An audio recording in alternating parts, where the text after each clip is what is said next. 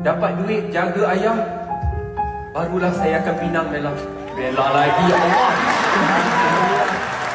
Bila kamu cakap dengan ayah dah 2 kali dah. Kamu nak Mira ke nak Bella? Ayah ada dengar kad pun dah edar, betul ke? Kalau tempat ni nak jadi eksklusif untuk nak umumkan sesuatu, silakan sini.